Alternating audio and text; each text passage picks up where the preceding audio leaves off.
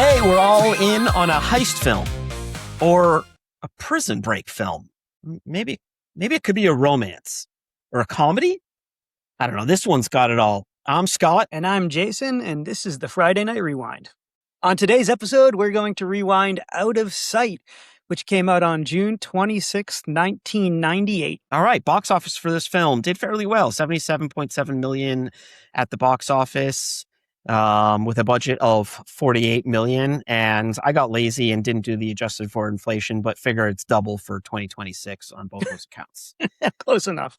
Rotten Tomato, I'll go ahead and run into that. Rotten Tomato and IMDb scores, man, the critics love this film, 94% on Rotten Tomato, and like you have been talking about forever, we got another 7, and this is a 7.0.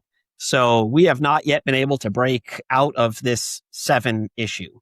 It's ridiculous. It is absolutely ridiculous. Like I said, there's a conspiracy at IMDb. I don't know what the point of the conspiracy is, but we're going to get to the bottom of it. And if we don't get assassinated first, we are going to break it to the world. What's going on over there at the Internet Movie Database. Yeah. Big time. So let's talk a little bit. Yeah.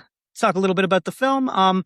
So in this film, a career bank robber, played by George Clooney, busts out of jail with the help of his buddy, played by Ving Rhames, and he kidnaps a U.S. Marshal, played by Jenny from the Block, J-Lo, Jennifer Lopez. When the two cons head for Detroit to pull off their final big scam, the Marshal is put on their case, but she finds she is attracted to one of them and has second thoughts about bringing them in. Great picture. What do you think about that? Is that pretty much ties it in a bow? Yeah, I mean, that's pretty much it. Why don't you tell us, though, about the director, writer, and anything else you want to talk about? All right. So we got, directing this picture, we got Steven Soderbergh. Prior to doing this film, he had done Sex, Lies, and Videotape, which was pretty acclaimed for a first-time feature. Did a film called Kafka in 91, King of the Hill in 93. And then after this, he did The Limey, which is a wonderful film. Really, really, really great film. Kind of put Ray Winston on the map. He did Aaron Brockovich, Traffic, the Ocean's Trilogy, Magic Mike. I mean, he had, just film after film after film. What a great director. This one was written by Frank Scott. Frank Scott, prior to doing this film, had done Dead Again in 91, Malice in 93, Get Shorty in 95. Get Shorty is another one of those excellent sort of Elmore Leonard type films. And then after this, he did Minority Report, Marley and Me, The Wolverine, which is the one based in Japan, and then Logan, the one where he dies but doesn't die. I don't know. Maybe. I think that your dyslexia was kicking in a little bit there. I believe the writer's name was Scott Frank. What'd I say? You said Frank Scott. No, I like him better as Frank Scott. Okay. Well, sorry about that, Scott Frank. Your name is now Frank Scott. And yeah, well, Logan, Logan, he dies. And then, he dies. Then another Wolverine comes back. And magic happens. Yeah. But no, it's a different one. It's a whole thing. They explain it. It makes sense. My apologies to Scott Frank and his entire family. That's right. The entire Frank lineage going back to the Mayflower. Yeah. This film was based on Out of Sight by Elmore Leonard, one of my personal favorite authors, really of all time. I've read so many of his books, and I love, I really just enjoy his style of writing so much. What a great writer. He did Kill Shot, which was turned. So what I want to recommend, there's too many things for us to really name, but we're going to name a few. He wrote a book called Kill Shot, which came out in 89. He did Rum Punch, which was turned into Jackie Brown in 92. He has sort of done everything in as far as writing and screenplays goes. He was the original short writer for 3:10 to Yuma, which we've discussed in our 4 for Friday. He did that original short. He's done, he did Get Shorty. He just so many great, books and great films were made from those, and from way back in the day, from like I think late 60s, early 70s and on. So, he's been part of the Hollywood scene for a very long time. We lost him about 10, 13 years ago, unfortunately, but His books remain, and if you are not familiar, please go ahead and check out his books. They're all very quick reads and very, very, very fun. Yeah, legendary author. Legendary. Really, really great. Tell us about cinematographer, score, and anything else. Yeah, cinematographer was Elliot Davis. Prior to this film, he did The Outsiders, St. Elmo's Fire, The Cutting Edge, and a film that is probably on my short list of, favorites, depending on the day of the week. Things to Do in Denver When You're Dead, which is an amazing film with an ensemble cast, super quotable, one that we have to talk about at some point. So quotable. Boat drinks, yeah. The Hand on the Mirror. Boat drinks, yeah. Boat drinks, baby. Yeah. Yeah. Great film. Great film. Might watch that one tonight. Let's see. And then after this film, he went on to do I Am Sam with the great Sean Penn, right? I never saw I Am Sam, but I know that was Sean Penn Oscar bait, wasn't it? Was Sean Penn? He played like a mentally deficient man. Yeah, I don't know about Oscar bait. He is fantastic in it. Okay. It is I've only seen the film once. It's a brutally honest, beautiful film. There's no reason for me not to have seen this more than one time, which is unusual for me, except that it's tough subject matter and it's a sweet story. I don't really like to feel my emotions all that much, so watching a film like that really brings them out. And so I do tend to stay away from, if I've seen it, I'm like, nah, you got me that one time. I'm not going back, baby. I'm not doing this again. See, but it's a delightful film. I can be the opposite. I'm like, I need to feel my feelings sometimes. So I'm putting on a movie to do it. But all right, that was your psychology hour with Scott and Jason. Yeah, you owe me $100. After I Am Sam, he did Lords of Dogtown and then Twilight. Yeah, but that is not the Twilight with the vampires. No, that's Twilight. Like a murder mystery with. God, it might be Gene Hackman might be in that, but I'm gonna have to think about that. Okay, some film called Twilight. Yeah. The score was done by David Holmes, composer that I'm not super familiar with, but this was his first mainstream film, and then he went on to do the Ocean's trilogy with Soderbergh. Yeah, I'm a big fan also of David Holmes, and I do think that you can really hear his sound. That sort of funky beat kind of comes out. Feels very Detroit to me. But yeah. Good composer, probably underutilized. Let's talk about the cast. Like you said, I'll start with George Clooney. Before this, he had done Return of the Killer Tomatoes in '88. A personal favorite of mine, and I feel like it's going to be a personal favorite of yours. One of those short lists from Dusk Till Dawn in '96. Of course. Great film, Robert Rodriguez, and then had some a little bit of a downturn with. Some of the films, I don't want to say downturn, but it got into some of those rom-coms. And then with One Fine Day comes to mind in '96. And then the unfortunate Batman and Robin in '97 with Batman little Nipplegate controversy happening there. So I will say this about George Clooney. I do think that it was really cool to see him, although The Flash was just a trash movie that I really regretted spending 2 hours watching. It is what it is. That's my take. But it was fun to see him come back and reprise at the end. Sorry if I'm spoiling that for anyone that hasn't seen it, but too bad. I don't think Flash spoilers are anything thing we're worrying about now. That's probably true. Yeah. So he was, sort of on the fast track in his career. Obviously, he was, made famous by ER, starting in that in '94. After this film, Oh Brother, Where Art Thou, which is probably now that the Odyssey has been released, the second best film based on the Odyssey, I would say, by the Coen brothers in 2000. Obviously, he did Oceans, that trilogy, which started in 2001. Confessions of a Dangerous Mind, which he also directed in 2002. And then I want to say probably a little known film that he did, The American in 2010, I thought was really him at maybe his best. Just a great little film.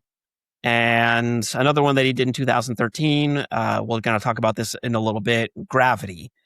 And, he's He's been a successful actor. He's been a successful director. Now he's a successful family man with a wife that's out there saving the world. So kudos to you for marrying up George Clooney. Man, Gravity was one of those movies, like, it was almost more of a ride than a movie. I remember what my thoughts were when I saw it. Like, it was a film that I saw on the largest screen possible. And I remember watching it and being like, man, they should do this in like a motion thing at Disney World. And I literally haven't revisited it since. I wonder how it's held up. Like, I wonder if that's one that actually plays well at home on a smaller screen. I don't know. I think it might have been one of those movies like you had to have been there for it to really, you had to have gotten it on the big screen to really appreciate that movie. I mean, it did have some pretty decent themes when it comes to life and death and survival and all of those things for sure. There's a decent story there, but visually, I feel like it's beautiful. Yeah. Yeah. It needs a big screen visually. Yeah, it's a gorgeous film. It really is. All right, let's move on to our co-star of this film, Jennifer Lopez. Prior to this, she had done Money Train in '95. Of course, we all know and love her as from In Living Color, and she was what do they call those girls? Fly Girls. Fly Girls. Yeah, she was in that. She was in a cool movie with Jack Nicholson called Blood and Wine in '97. U-Turn, which is an Oliver Stone film in '97 as well.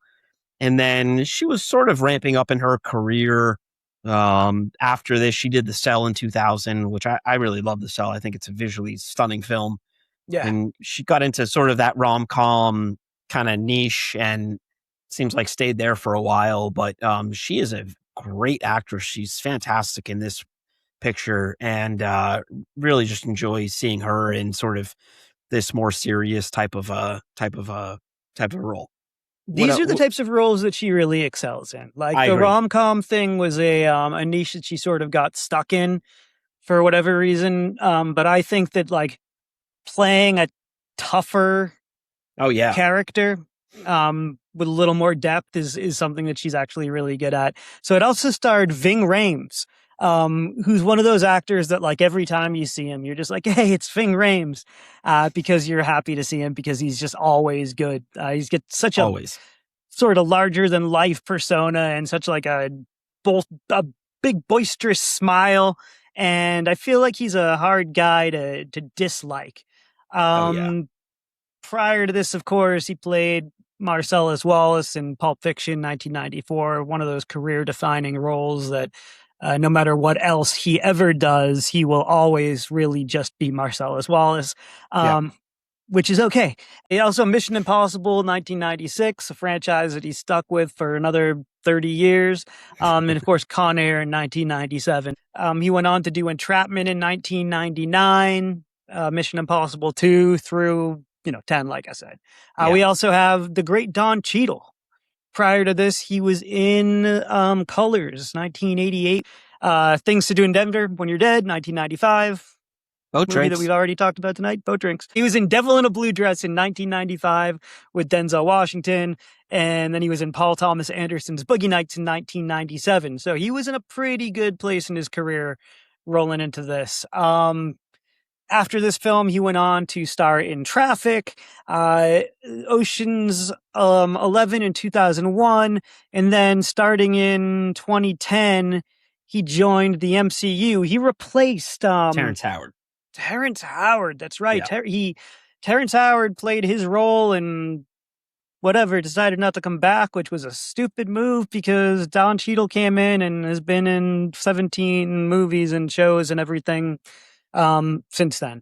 Yeah. So, we also had Dennis Farina starring in this one. If you ever need like a guy who looks like a mobster, Dennis Farina will just appear out of nowhere and be in a film for you. Prior to this, he was in Thief in 1981, Midnight Run in 1988. Another one of those films that I think, if I'm putting together a list of favorites, it's going to be on there somewhere. With Robert De Niro and Charles Grodin. Get Shorty in 1995. Fantastic film. So he was really already established as a cop in almost anything. Like I said mobster, but like So he was always either like a cop or a mobster. Like, he was like a dirty kind of cop. Like he was like just he had like an untrustworthy face, right? He almost comes across as like an honest cop. I don't know. I don't know You really think so? what I'm. I don't know what I not honest in a sense that he always does the right thing. Honest in the sense that you're always going to get the truth from him. Like good, bad, or kind of ugly. I don't know why, but that's how he comes across to me as a guy that's going to shoot you straight.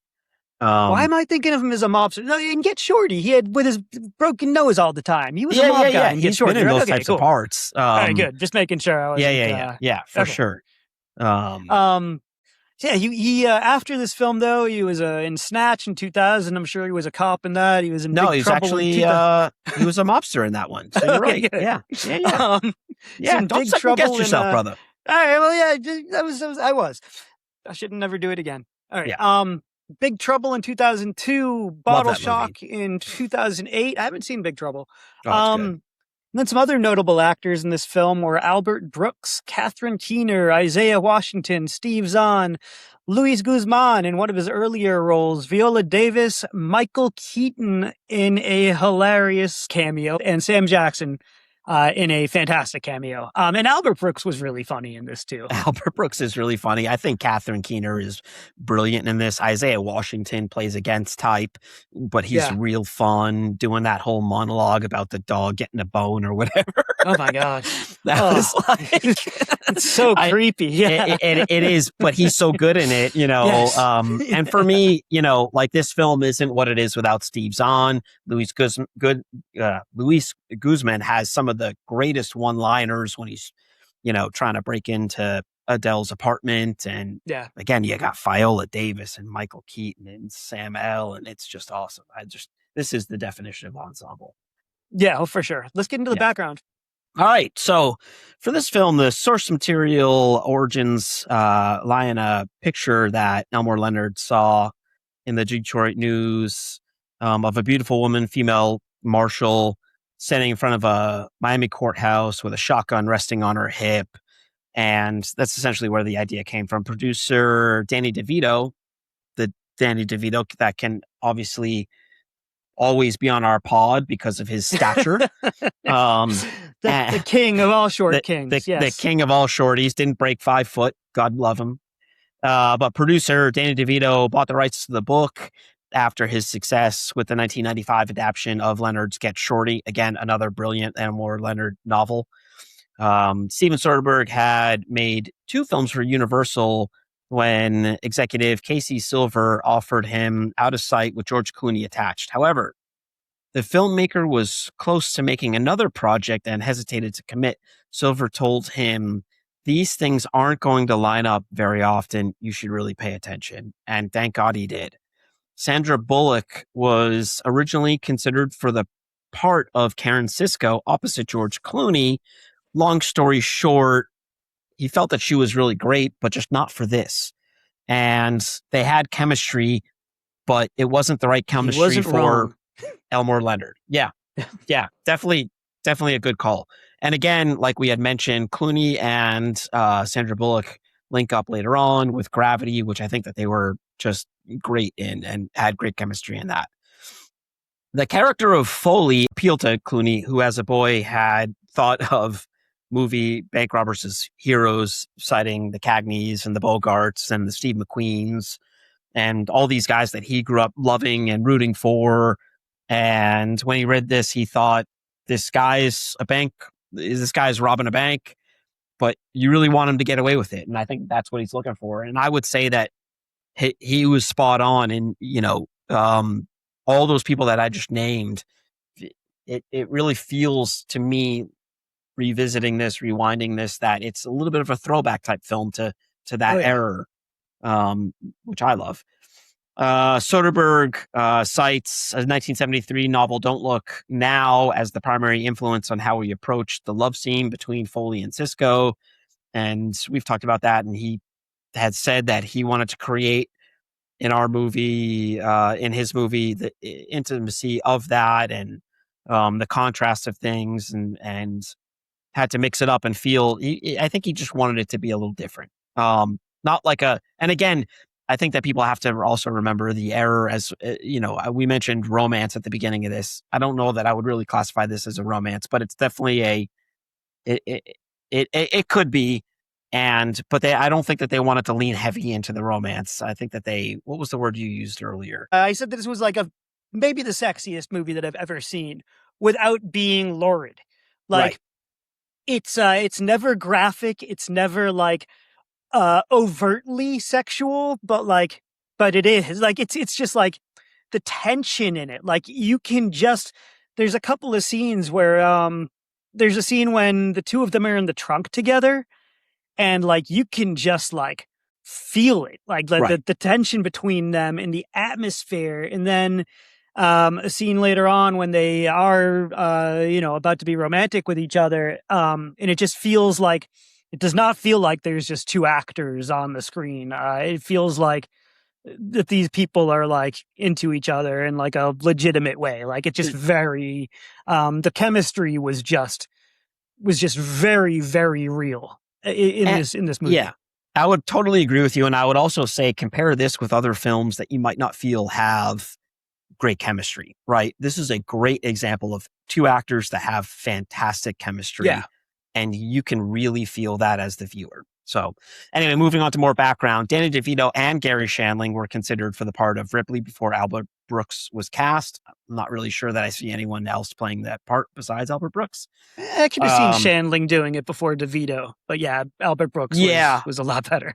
I don't know how you get like Danny DeVito as a little person to like hobble around sort of being like a big money guy. That doesn't process believable to me, but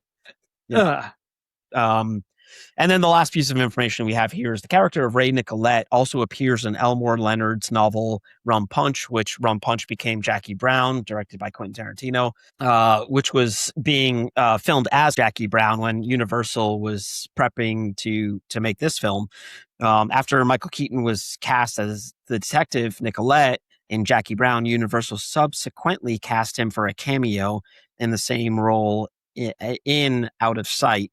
While Miramax Films owns the rights to the character because Jackie Brown went into production first, director Quentin Tarantino felt it was imperative that Miramax not charge Universal for using the character, allowing the character's appearance without Miramax receiving financial compensation. Nicolette appeared in only one brief scene, whereas he's pretty prevalent in Jackie Brown. So that's something that I absolutely love to see because, it's, and Michael Keaton did this for free. So, just a cool little crossover that really rarely happens, especially between two different studios. So, yeah. So in a nutshell there, Michael Keaton plays the same role in this movie and in Jackie Brown. Right. He's only in this movie for one scene, but it's a fun scene. I thought when we were talking about him before, I was like, it was a cameo, but I thought he was in a couple of different scenes, but I guess it was just one scene. No, it was the one scene, and he has the brilliant dialogue with Dennis Ferreira, and and Dennis is sort of like winding him up with this story because in it he plays a guy that's either getting separated or whatever, but he's seeing Jennifer Lopez, and so Dennis Ferreira plays the father, and Farina, and he's kind of winding him up about and then telling him this story about someone else that was doing the same thing. And at the end of the conversation, Michael Keaton's like Jennifer Lopez comes in, and Michael Keaton's like, okay. He's like, good talk. And Dennis Farina is like, nice to talk to you, Ray. And it's a great scene. What do you got? Speaking of scenes, what do you got for standout scenes? And tell us a little bit about that. Yeah, I mean, my favorite scene in this movie is probably the scene at the end with Samuel L. Jackson. So, all right, few scenes in this movie stand out. Like I said, every scene with Clooney and Jennifer Lopez is just like a really, really well done scene with just so much chemistry that you can't even it's irresistible. It's some of the best on-screen chemistry I've ever seen. And it's kind of like, I can't think of an example right now where there's bad chemistry in a movie, but it happens so often where you're like, oh, come on. Like these people, just, they're not into each other. And it's painful to even watch this. Like this movie was the opposite of that. And, So at the very end of the movie, slight spoilers, I guess, but uh, George Clooney is apprehended and he is going to be transported to prison. And he's in the back of the van, the transport van. A criminal played by Samuel L. Jackson gets in and immediately start talking about how like this guy is the greatest prison escape artist that's like ever lived, and like that like it's very much like implied that Jennifer Lopez like set up this transportation so that like the two of them could become acquainted together and break out of prison when they get to prison. And yeah, so it's really well done though. It's another scene where like the banter is just really good. It's a really cool little cameo by Sam Jackson. So what are some of your favorite scenes in this movie? Well, I had wrestled the same kind of problem. I love this movie so much. It's hard to pull out a scene that I really love kind of more than anyone else. But I will say, for me, Steve Zahn is such a funny actor, and I love how serious he is when he's being comedic.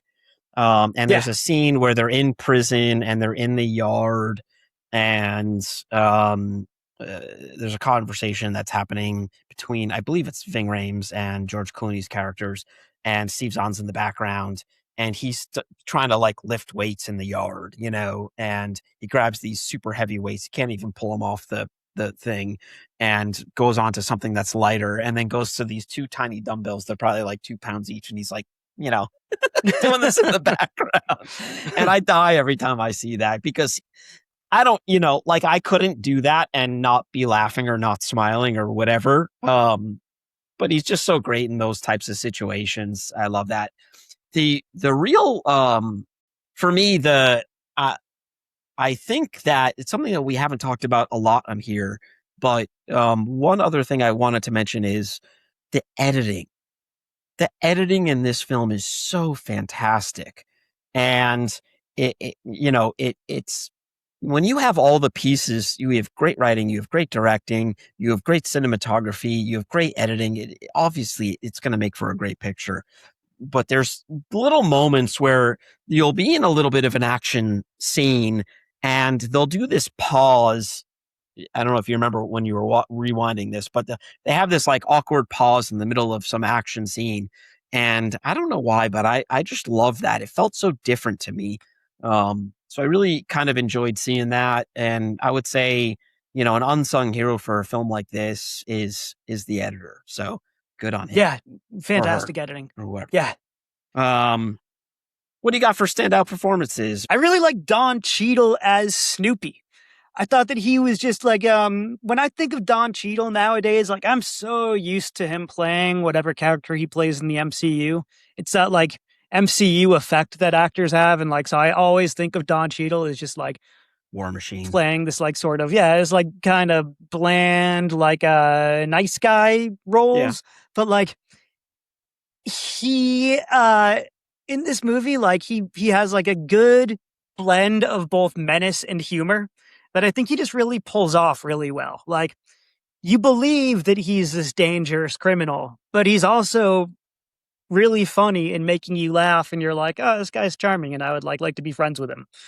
Which I think was kind of the case with a lot of people in this movie. Like bad guys in real life aren't usually like Clooney or like Don Cheadle, but this movie definitely is one of those like makes you want to root for the bad guys, and bad guys are cool type of vibes.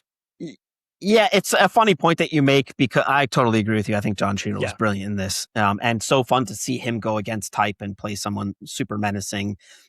At the same time, if someone told me today, hey, we're tonight I'm going to go hang out with a bunch of bank robbers, I'd be like, yeah, have fun. Right. But in the same sentence, if you said I'm going to hang out with a bunch of bank robbers, we got Don Cheadle, Ving Rhames, George Clooney, I'd be like, yeah, I'll be there. I'm buying. Let's do it. And yeah, let's go. For me, stand-up performance, I got to give it up to Jennifer Lopez. I think that she was fantastic in this. She brought it all to the table, and I really wish that there were more parts like this that she had done. And it kind of is what it is, but it's just a great part for her, and she really owns it. She did it really well. She's tough in all the right ways. She's sort of soft in all the right ways. There's really no notes that I mean, who am I? But like, there's nothing that I can add to say, I wish she would have done this a little bit different, or I wish this scene went a certain way, or whatever the case is. I think she did it really, really, really well. So kudos to her. And it's just a great performance. Easily her best role. Probably. Yeah. Yeah. Probably. Let's get into some film facts here. Once again, we already talked about this, but Michael Keaton reprised his role as Ray Nicolette in a small cameo. He originally played him in another Elmore Leonard novel adapted film, Jackie Brown. The bank robbery in the beginning of this film was a nod to Dog Day Afternoon, which is a tremendous film starring Al Pacino. The bank robbery that opened this movie was really a fun bank robbery scene, done without any guns or any real violence or anything like that, just sort of done through the power of manipulation, through the power of charm, really. George Clooney robs the bank with his smile, essentially. The trunk scene that I talked about, where George Clooney and J-Lo are locked in the trunk together, took over 45 takes. Wow. Steve Zahn thought that the film's poster led to its poor box office.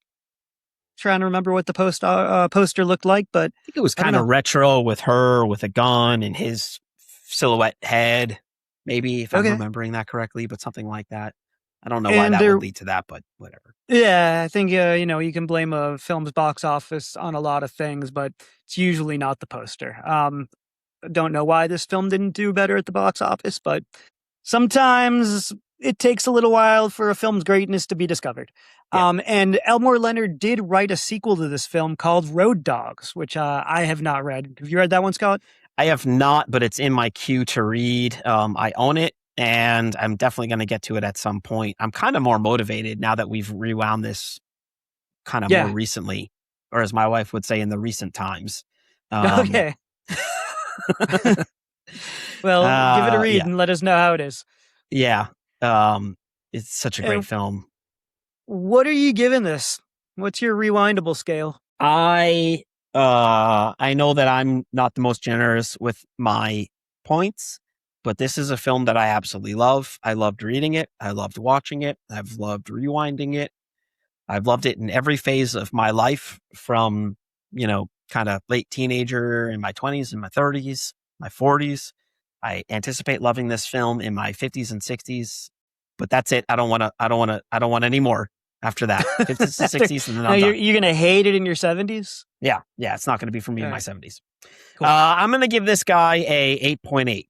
All right. I truly love this film. I think that it is a enjoyable watch for anyone. If you are looking for comedy, if you are looking for action, if you were looking for romance, if you were looking for thriller, if you were looking for twists, if you were looking for excellent dialogue, this picture has it. It hits on every single level, and it's something that everyone should either have watched or get watching right away.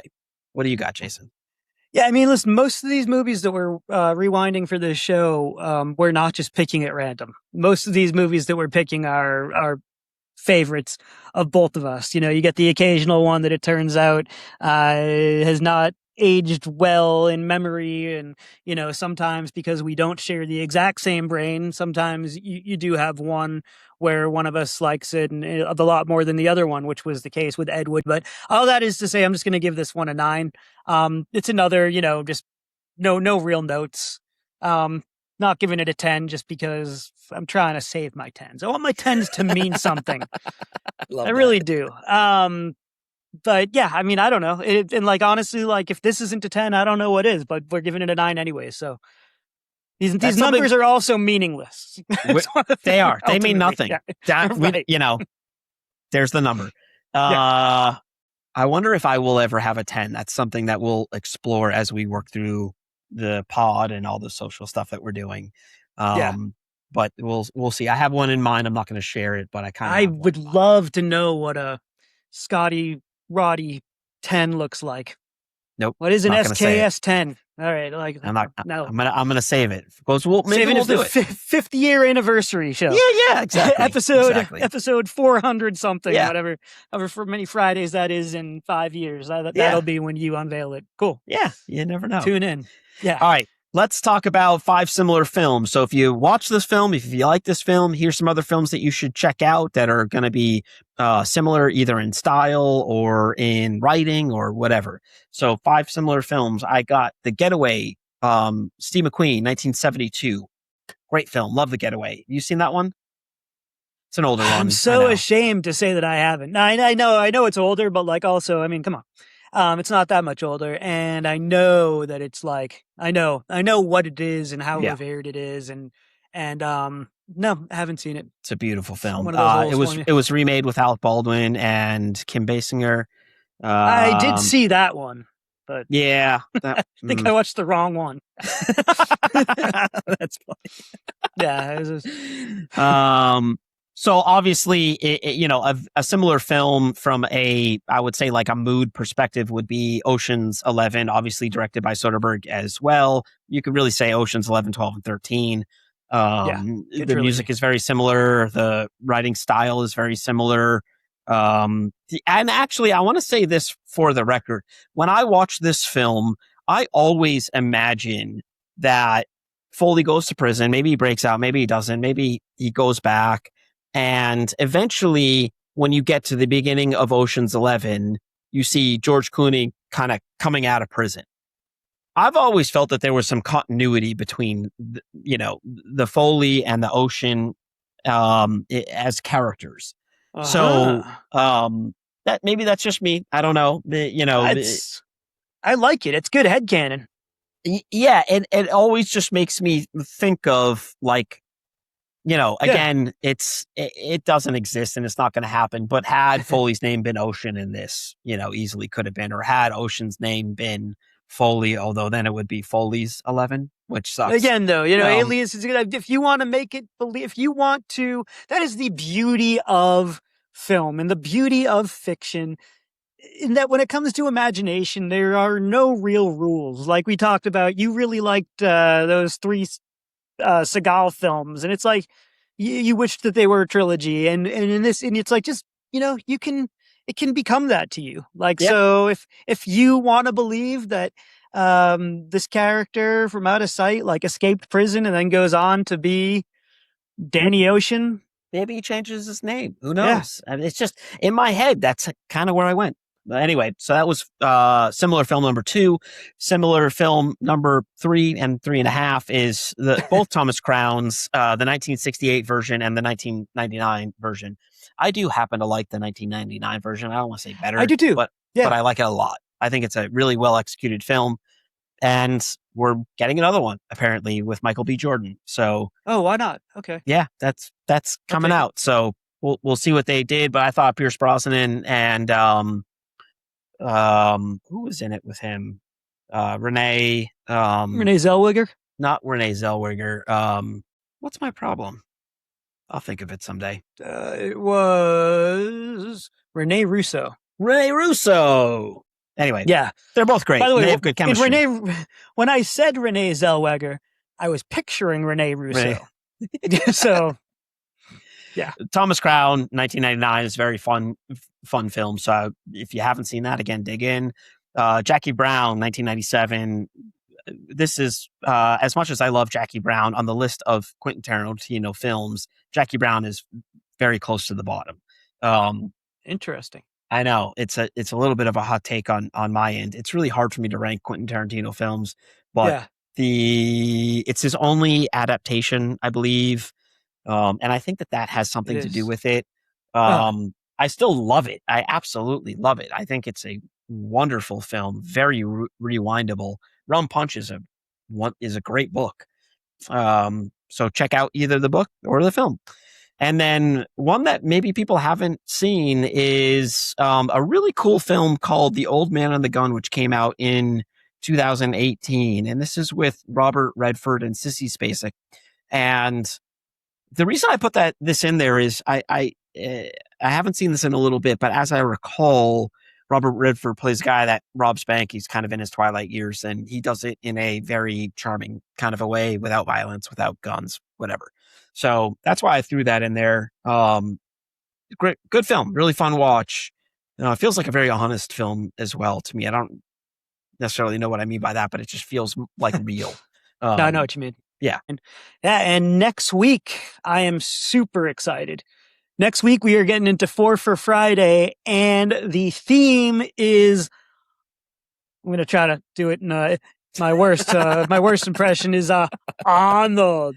We are doing 4 for Friday Arnold Schwarzenegger movies. Okay. We're going to do it. We'll be back. Yeah, and you're going to hear terrible impressions like that. And we apologize. Yes. We apologize. But as we do with all of our 4 for Fridays, there, it can be anything from genre to director, to writer to actor, actress, whatever. Any person, any genre, and kind of anything goes. It's just films that we've enjoyed that we're going to talk about, and we hope you enjoy it. And these aren't we want to make clear, by the way, for 4 for Friday, we are not necessarily picking our 4 holy grail favorite films of whatever subject it is that we were talking about. But we are picking 4 films from whatever topic that we're talking about that we think are rewindable and that we want people to see. Yeah. And those also may be our favorites. I know, when we did Westerns, many of those films we talked about were our favorites, but that's all that we got. Where can people find us? So we're everywhere. We're on all the places that you would find podcasts. We're on Spotify. We're on Apple Music. We are on YouTube. We're on TikTok. We're on Instagram. Search Friday Night Rewind or Friday Night Rewind Pod for all those various platforms. If you like us, share, follow, comment. That all helps us kind of spread the word out there in the interverse, or wherever things into go, the ether. Into the ether. Yes. We have some great conversations on social media as well. So, if you're listening and enjoying the pod and want to participate in some of those conversations, we're posting on a daily basis. So join in on the fun. Tell us what you like. Tell us how stupid we are, how, ugly we are, how our voices our faces are built for radio, and anything goes. And as always, if you like this movie, thanks, Scott, and if you don't like it, blame me. But I really think out of sight, though, I'll take the blame for this one, because out of sight, you're gonna like this movie. You really are.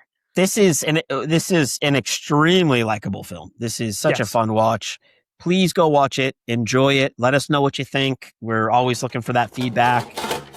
And that's it. Friday Night Rewind. We'll see you next time.